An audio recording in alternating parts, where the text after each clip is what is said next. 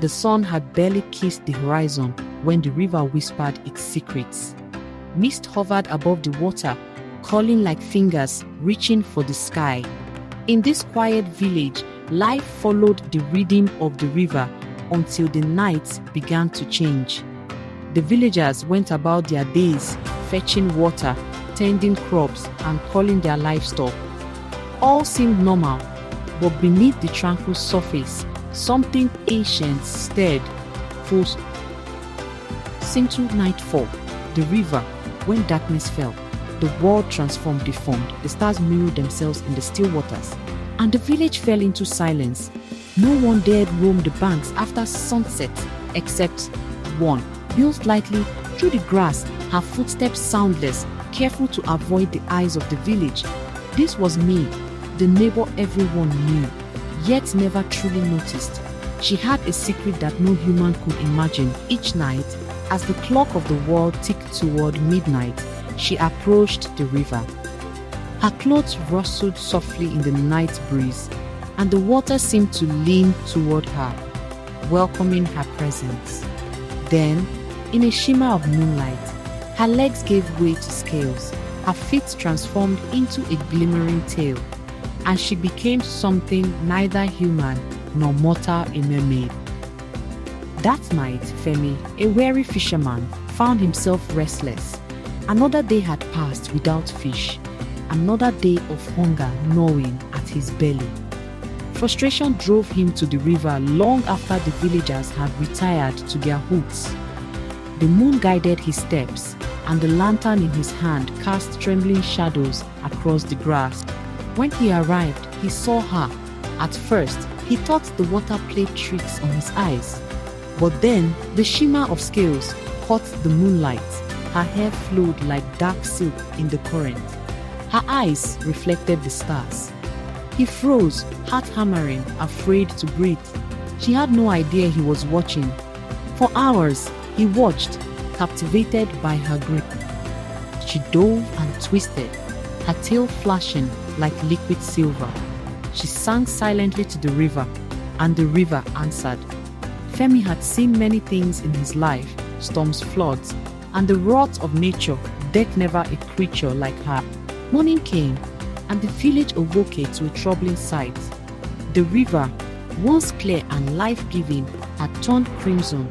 Villagers ran to the banks, splashing water onto their faces, only to recoil. Fish floated lifelessly.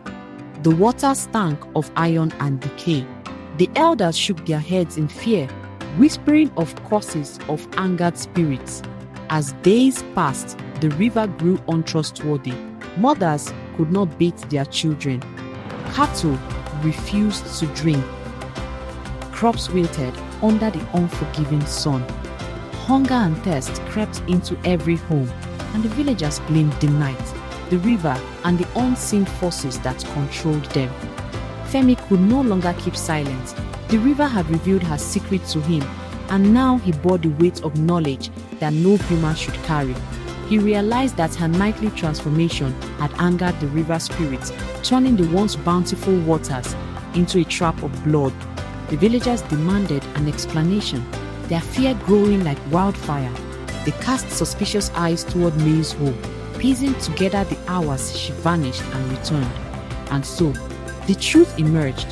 The girl next door, the one they had laughed with and shared meals, was not meant to live among humans. She was a creature of the river, bound to its depths, and her presence had unleashed a curse upon them all. One moonless night, the villagers gathered, holding torches and prayers. May appeared at the edge of the crimson river, her human face bathed in sorrow. She did not resist. Slowly, she stepped into the water, her tail glinting faintly in the pale torchlight. The villagers watched as she disappeared beneath the blood-red surface, swallowed by the river she called home. From that night onward, the river rejected them. No one could drink, no one could fish, no one could bathe.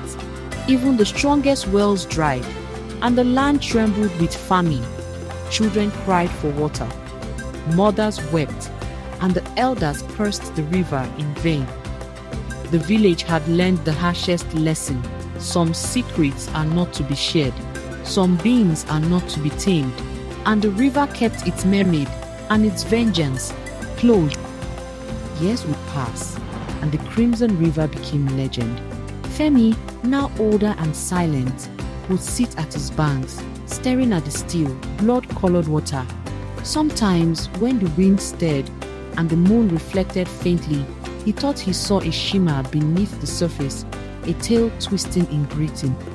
The villagers learned to fear the river and to respect the secrets of creatures not meant for human eyes. And me, she swam beneath the surface, free, untouchable, and immortal, a reminder that some mysteries are never to be solved and some curses are never lifted. The river had claimed her, and it had claimed their trust, their lifeblood, and the soul of the village. And in the quiet moments, when the wind danced across the crimson waters, the village remembered, magic is alive, but it never forgives.